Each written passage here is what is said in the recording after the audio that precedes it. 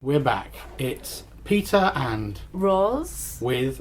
So you want to be a writer? I thought we were going to do that in glorious duet for a moment, but we didn't that's quite because manage it. this week we're talking about dialogue. Well done. It does work sometimes. Yeah, so dialogue. Roz, I always have problems when I remember trying to write like dialogue, conversation. It just sounds so stilted, so difficult, so awkward. So, help, rescue me, please. Gosh, well, where do I start? Dialogue is one of those things that people say either you already have the knack of writing it or you don't. And when I look at novels in progress, I tend to find that writers fall into two camps. There are those who find it easier to do everything in dialogue and those who prefer to do everything in prose, and they hardly let the characters say a thing. But the reason it's important to have a balance is that if you have all dialogue, then that creates quite a strange effect. It's actually like listening to a radio show, as you all are at the moment. But spooky. How did you know that? But you've made me lose my thread now. But it doesn't look complete on the page. There are writers who will manage to convey a lot through that, and dialogue is very fast to read, but generally prose works better if you've got a mix of dialogue and then other kinds of narration. And that also allows you to do things like show the characters' thoughts that they're not saying out loud while someone's talking. That can be very powerful. We can talk more about that later. But the other extreme is that writers find it really difficult to even get into a frame of mind where they can let the characters talk. And that's where they feel stilted, I think.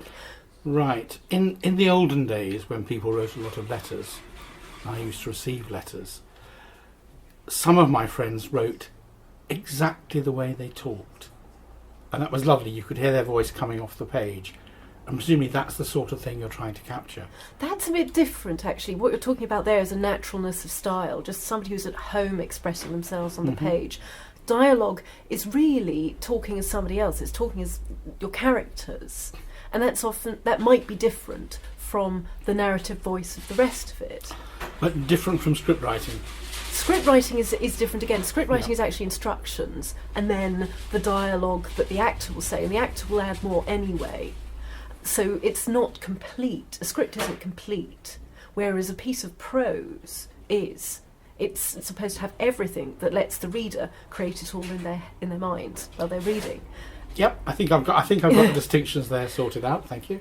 But actually, in writing scripts, often a script will go through several polishers, and some of them will specialise in dialogue, and some of them will specialise in other things, and some of them specialise in humour. Even they're very specific jobs.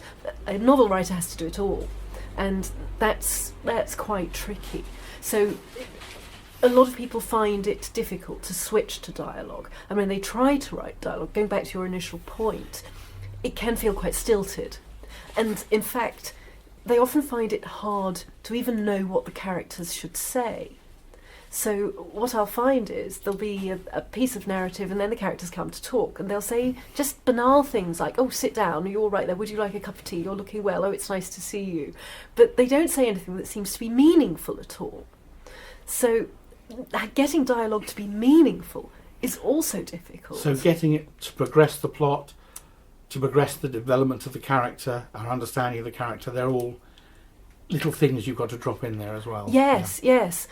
Because you want what they say to have a purpose and to seem to be more than just a bit of idle chit-chat. So it requires quite a different mindset anyway, because first of all you have to get into the mindsets of the characters. You almost have to be like an actor and play them. So you have to stop being the narrator and you have to be the person living in the moment, which is quite difficult. And often writers have to write the narration and all that stuff on one day and maybe put in placeholder dialogue. So, boring stuff like have a cup of tea or would you like to sit there or, those trousers are nice.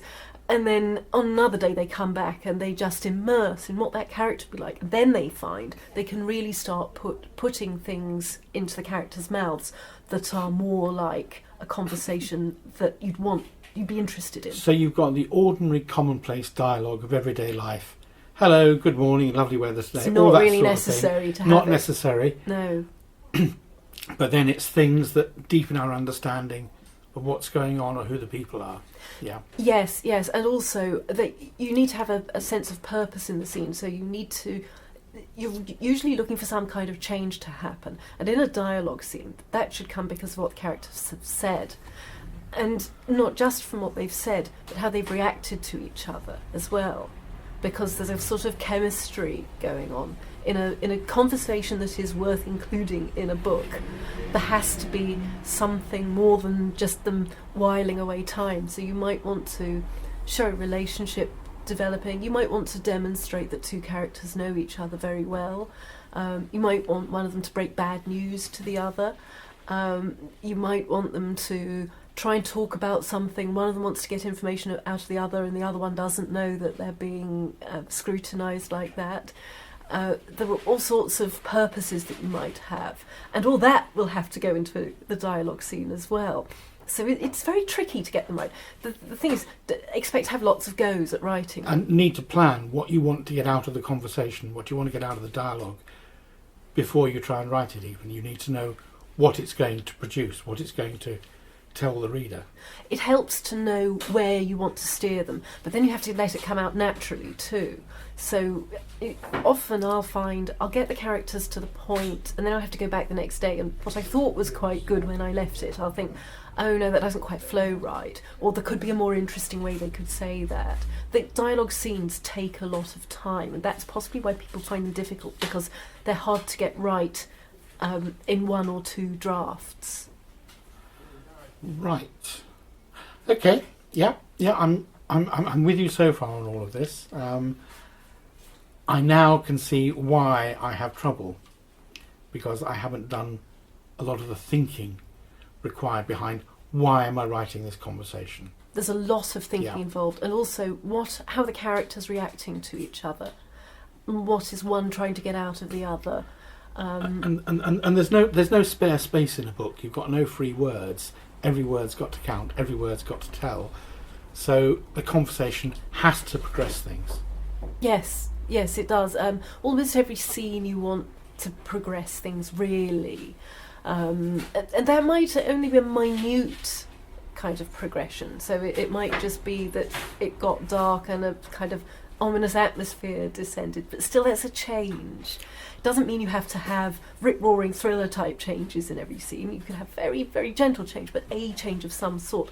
And when you've got people talking to each other, that's what the reader's interested in, and so the change usually has to come about through that. Yes, I suppose to set the scene, rather than saying the temperature was X, Y, Z and the wind was howling, the characters could mention the weather in their conversation. They could. And so you get the picture of what's going on. And I'm immediately thinking, how could I make this more interesting? What I'd like to do maybe is show something about the differences between them. So one of them could say, oh, it's not cold, don't be silly. And the other one would say, look, the last time we drove to Scotland, you had the window open all the time and I was bitterly cold, and I'm not doing that again. So already you've got something, you've got a bit of tension there, you've got some interest there. You've got some dynamics built in, all this Dynamics sort of thing. are coming out, yes. And that's just a simple remark about the weather.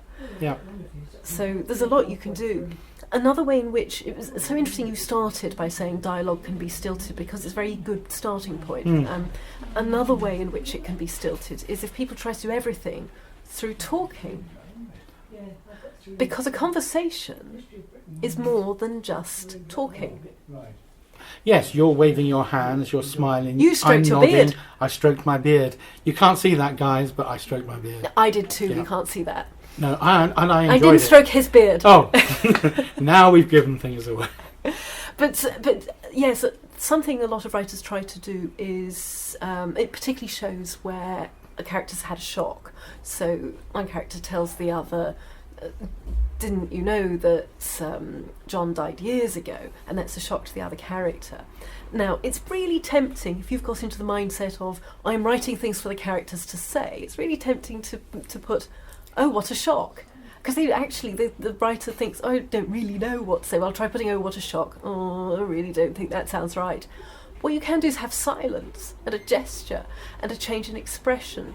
And in movie terms, if we're talking about scripts, they have beat in brackets, and that means, pause of some kind. The actor will do something. But you can have a pause. You can have someone looking out of the window, looking at a bird flying through the sky. Anything that might fill that time with something symbolic. The words painting 1,000 pixels. Yes. Oh, indeed.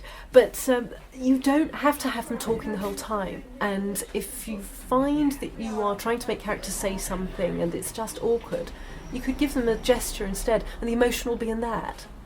Because you want the emotion there, and you want the reader to share the emotion. You see, if I were choosing the song coming up in about 10 minutes' time, I'd now go for Simon and Garfunkel, Sounds of Silence. Oh. Which reminds me of the... You can't promise people things we're not going to play. We're not going to play it. We might do that some We're not going to play it. But, I mean, that happened the other day when the show was 20 minutes late starting. You weren't listening in on that day, and it really was the Sound of Silence, and I had people complaining because I mentioned that they had the earworm and they had the song running around in their heads. Sorry, digression. There's a very big digression. But that illustrates character, and it also that could be backstory.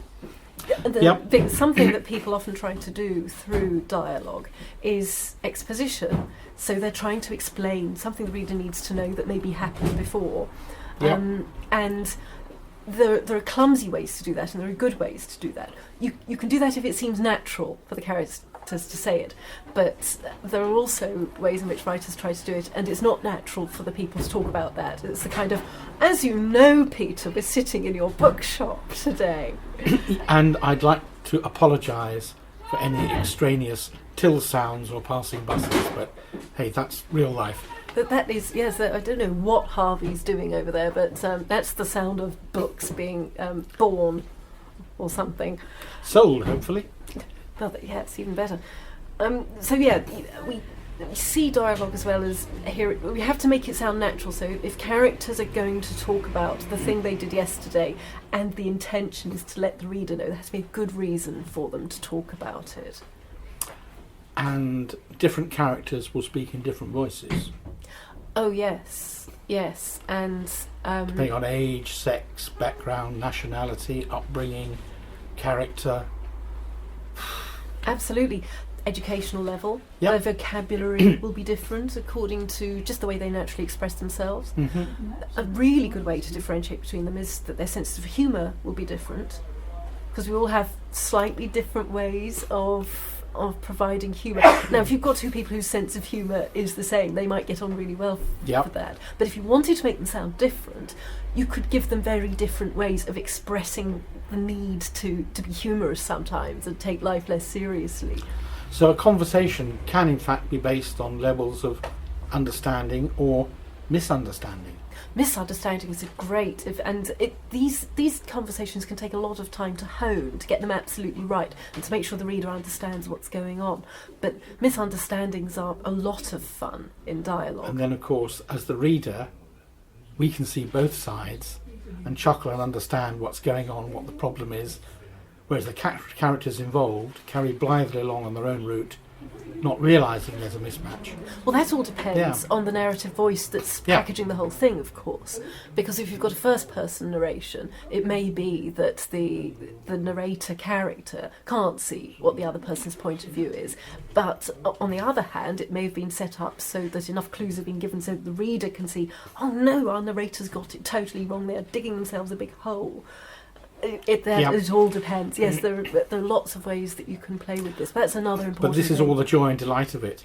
I mean, would you, if we're talking about different characters, different voices, dialect, accent, I mean, sometimes I hate it when authors write things misspelt in Somersetshire language or whatever. I mean, I don't know how you feel about that. Well, it's a tricky thing to do, and less is more. If you try and do odd spellings, it trips the reader up, and it's very hard for them to work out what you mean. They can't just absorb the print immediately as they can, particularly if they're immersed. You don't realise you're reading, the page disappears, it's just all going in. But as soon as you put odd spellings in, you trip people up. Yeah. I find it difficult when someone tries to write a German accent. It distresses me because I know how to pronounce German and I know what letters should be, and it just mucks the whole thing up for me. Yeah, it can interrupt a lot, and the thing to do though is if it's important to add that flavour to as part of what makes that character distinctive, because something you're trying to do as well when you show people talking is you're trying to create the experience of being with them. Their accent is part of that, just as their speech patterns are. So the thing to do is just to give a flavour, just one or two little instances if you must. Or you could have your German character say something and the person they're talking to could say, "It always amused me the way they pronounced have." Something like that. That sort of keeps you in the writer's mind and the character's mind without interrupting with anything funny. So there are lots of little tricks like this. Little tricks, yes. Sleight of hand moves that you can employ to get around these problems. On the other hand, there are writers who can be so hysterically good with the way that they render accents that you'll forgive them. And we don't have it. I'm just looking around the shelves here to see if Bill Bryson's Mother Tongue is about. I think it's Mother Tongue. But he has a hysterically funny passage where he's and of course is he Canadian? He's not American. American. Yes, he's not British anyway. So he went to Glasgow and he got a taxi and he was writing about how odd the accent seemed to him to be, and he renders a conversation and it is so funny, but he gets it perfectly. But there are very few people who are that good at it. And he is doing it just for comic effect, and you're kind of warned that this is going to be hard to read, so you are already prepared for it. So he hasn't ever tripped you up. When it's done badly, it trips you up, and you think, "What's that word? Oh God, there are pages of it, and every time this character talks, it's going to be this." So you have to be careful. Right, thank you. Ah, dear me. Is your brain boggled yet? My brain is starting to boggle. Shall we take a break? Yeah, because I have a perfect dialogue song. It's two characters talking about another character, really, in essence. Okay. It's Elaine Page and Barbara Dixon singing "I Know Him So Well." Wow, so two characters with completely different viewpoints of the same person. They think they know him well, they don't know him at all. Or they know two different aspects of him. And this is really interesting because different people bring out different aspects of each other. Yes, so if you had another conversation involving one of the characters with somebody else a bit later on, you might see other aspects of their character. You might develop things in a different way with a different party. Who they're talking to affects so much. It affects the way they behave, how comfortable they feel, if they're in a situation where there's a status to observe. Say you've got a boss and an employee, or a king and their maid. There are all sorts of reasons why people will show different sides of themselves. And of course people have conversations for a purpose. You say you might be a boss dressing somebody down, or you might be interviewing someone for a job, or you might be a spy trying to be obfuscatory. I mean, there are so many levels of meaning that you can build into a conversation. This is fun. I'm enjoying delving into this now. Yeah, and that song it's such a good illustration, isn't it? Because you've got that line where was it he needed more security, and no, he needs his fantasy of freedom. Oh, could you have two more obvious opposites? But isn't that the human condition, to be able to reconcile two opposites in one person at the same time? Yes. To hold viewpoints that are diametrically opposed, and yet they're both valid for you. And also going back to the different people the characters can be. In Daphne du Maurier's Rebecca, Max de Winter is very is quite quiet and considerate when he's with the second Mrs. de Winter, but there are enough characters who remark that when he was with Rebecca, his first wife, he was actually quite a firebrand. And so he was two different people. And when you write a good dialogue scene, you could include all this, and the reader can actually see it happening in front of their eyes. And this is another reason why dialogue is so immediate and so enjoyable for the reader. It's because it brings the people alive. You witness them. And I in real suppose time. if you go through somebody's life, their mode of speech will change as their wisdom and learning and education and things change. So as a child, they'll talk as a child. As a teenager, they'll be rough and tough and feisty and blustery, and so on, right away till they become a tired old man or woman, but perhaps quite wise and profound. So you get this change in dialogue, change in conversation, mimicking their progress through life. Yes, the kinds of things they say and the comparisons they'd use and what they think is reasonable and unreasonable, what they'll tolerate, what they won't tolerate. That's different throughout people's entire lives, and it needn't necessarily be a progression from I don't know, antsiness to wisdom. It might be people might become more unhappy, intolerant, bitter. But it's the author's job to pick this out and use conversation to develop this for the reader, so that you can see these changes, this progression throughout the plot, throughout the storyline. Yes, and this can all come from what they say. Gosh, dialogue's pretty powerful stuff. It is really powerful stuff, and that's why it just takes ages to get a dialogue scene right. And That's then why also, it's so difficult. Yeah. It is difficult, but it's very rewarding.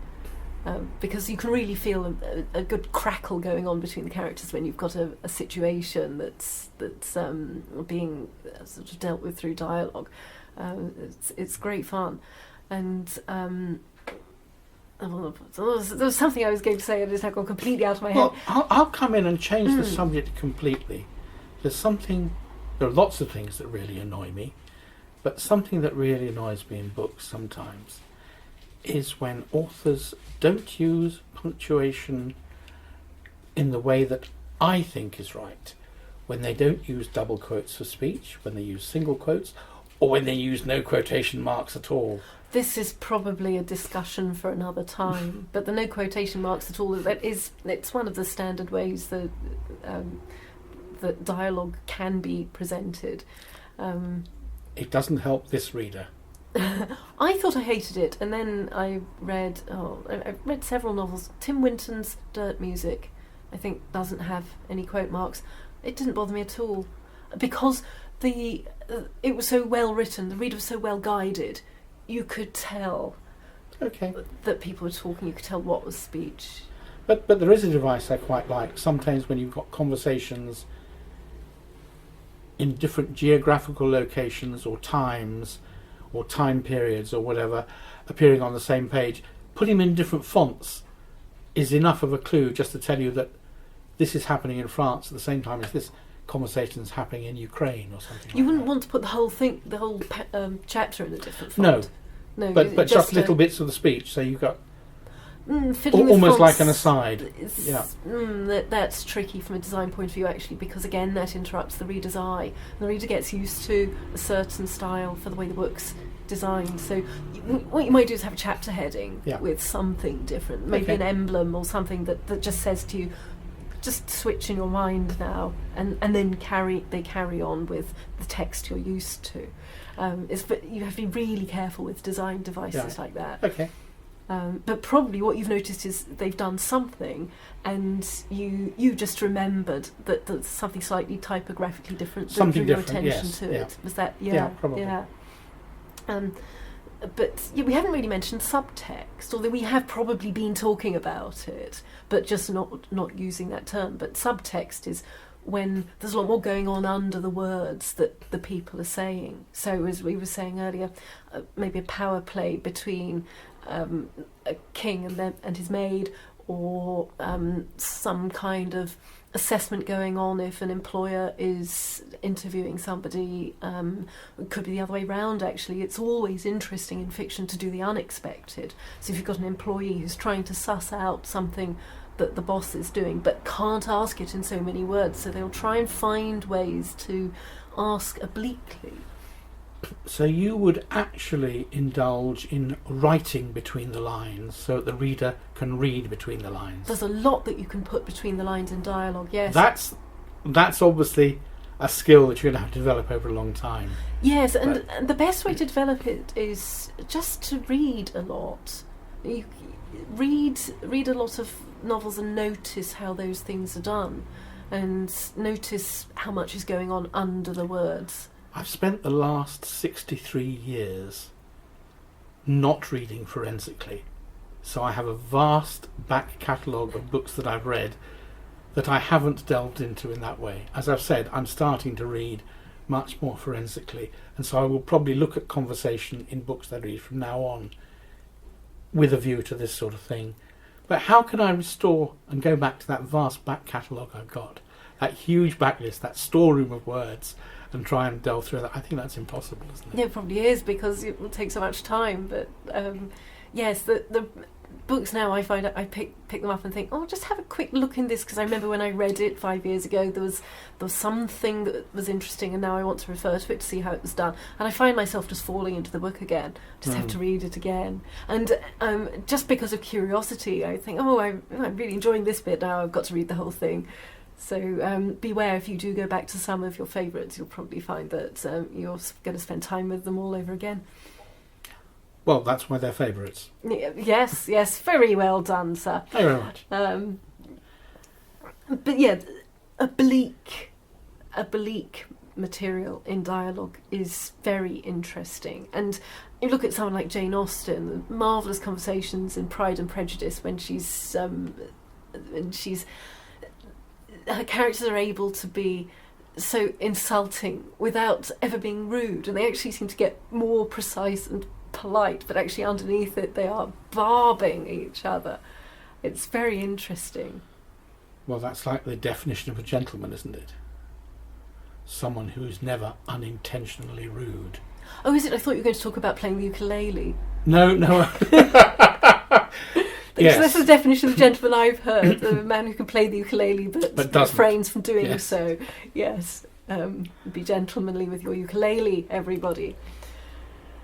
So where were we? You were talking about Jane Austen and yes. people getting progressively more vigorous with each other and ruder to each other, whilst maintaining a veneer of civilization. Exactly, yes. And you have this restraint often in conversations where people they're not allowed to just say exactly what they want to know, not allowed to ask exactly what they want to know, not allowed to say exactly how they really feel, if they even know it, of course, and they may not. And so they kind of approach it in acceptable ways. So status and boundaries are very apparent in good dialogue, and these points of strain, these invisible walls, can be very powerful. A powerful dialogue scene may well have characters who are really desperately trying to find something out, or desperately trying to say something. Like one character's trying to tell the other they're desperately in love with them, and they don't know if they can actually say it out loud or what will happen, so they try and hint and hope the other person will pick it up, or they'll hope that they'll think about it later. So dialogue can be a very finely judged and very subtle thing. That's why I'm no good at it then. Oh, it's practice. You just have, and you just have to go on and on and on at a scene until it does what you want. And that's probably one of the hallmarks of an experienced writer. They know you have to put in all this work, and it does get easier with practice. You find you're writing a scene, you're already thinking of making it far more interesting than just two people sitting and have a cup of tea and talking about the walk they've been for. You just start to immediately think, oh well, I've got to have something more going on here, and what is it? And presumably, as you get to know a character in your book better, as you inhabit their skin more, you get better at doing their dialogue. You do. So you can go back and revise what you've done and sort of hone it. You get better at playing them, yes. Although there's some people who some characters I've found in some of my novels who it takes me a very long time to be able to tune into the way they would be. And they're the people who are least like me. And I have to really kind of work and do just trial runs at scenes before I find they'll actually start talking in what's for them their true voice.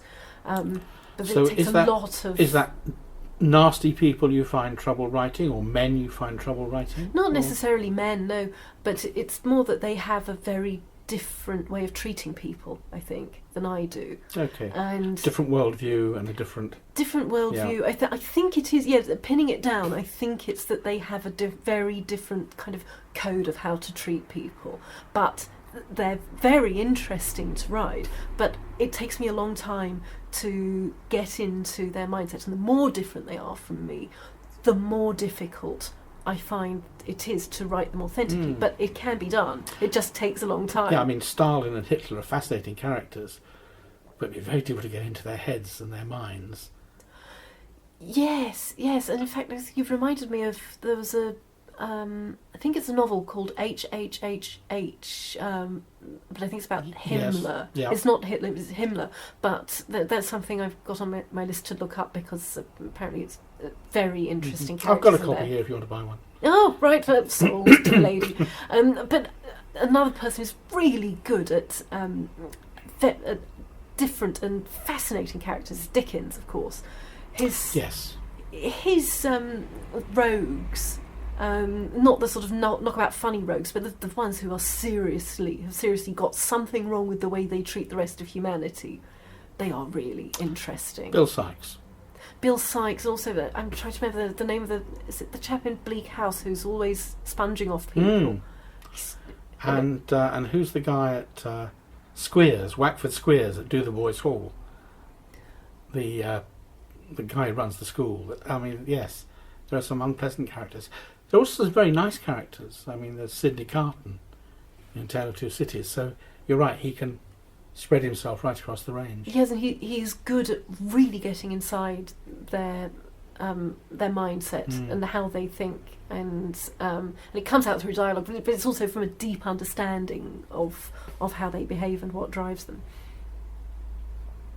So I think the inference I'm going to draw from that is probably it helps to be a good observer of character and just know a lot of people, talk to a lot of people, read a lot, and gain experience of types. Notice what's different about them, especially if you start with yourself as a benchmark. Notice what they would do that's different from what you would do. Yeah. And then that's a good way of hopping into their mindset after a while. Yep, nice little trick that. Yep. Okay. And something that I find goes wrong with dialogue in people's novels is that they often like to write big long speeches. So they'll get the character talking, one character talking, and go on and on and on and on, never let the other person say anything or say enough back. Whereas a conversation in real life would usually have almost equal amounts of talking, but then it depends on the dominance of the people talking, of course. So I'll come in for a second there just to make this a proper conversation then.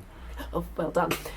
But yes, often I'll find that writers forget that you have to break up, especially if characters are trying to give information, like I am right now.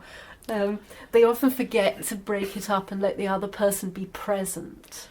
In one of our earlier shows, very near the beginning, I mentioned a subject, a psychological subject, transactional analysis. Oh yes, and I said, what on earth is that? You said, what's that? And Do explain. This is to do with people talking to each other in an appropriate mode.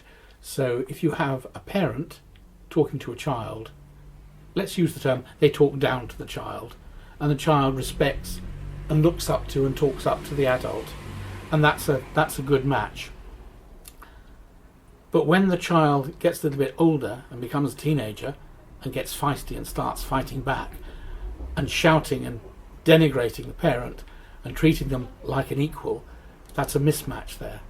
So you can analyse conversations and interactions between people on whether they are appropriate or whether they're stepping outside of their normal role or mode. Yes. So that's a way you can create dissonance and set up conflict quite easily. Conflict, that's always a good thing to have in stories. You want things, situations where people are unsettled and where trouble is happening and struggle. I will say the stories in the struggle. But yeah, tensions are good. And what you call transactional analysis is almost is probably like what I'd call status.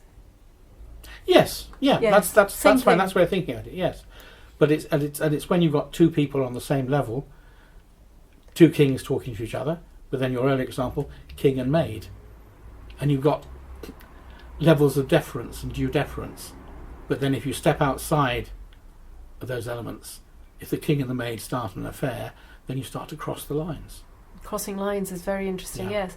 But also, if you have two kings talking to each other, they might actually be vying for top spot. Oh, one of them might want to be more dominant than the other, or they both might want to be. Yes, Yeah. so then you could get a Yeah. very interesting situation. Always be alert for making the situation more interesting. It's very unlikely, I think, that if you had two kings talking to each other, they wouldn't be trying some form of one-upmanship. Mm. Well, that's another book you need to read. Harris's I'm Okay. More H's. Yeah, lots of H's, I'm afraid, today. Yeah, H's for conversation. Oh, Did that register really That loudly? registered on the really little loudly on meter? the- yes, I'm really sorry, yes. Gizmo. I'm sorry to everybody. Actually, we seem a lot quieter in the shop now. That's good. We scared them away, I think. Yeah. They actually don't like to know how much Storm and Dram... Is that the right phrase? Storm and Drang. Storm and anyway. Drang. Yes. Better pronounced. But yes, this is what goes into the books that are around you here. Well, this is it. It's a shame that books can't talk, isn't it? Because they've all got tales to tell. Not just the tale that's in there, but the tale of the way they were written, the tale of the way they were conceived, and the tale of the way they were brought to the shelf, Well, the way they were published. the I mean, struggle that the writer had Yeah. to make the characters come alive. Yes. But this is the thing about dialogue, it brings by characters honing the alive. conversation. Yeah, absolutely. And they do need a lot of honing. There are very few people who can just get a dialogue scene right first go.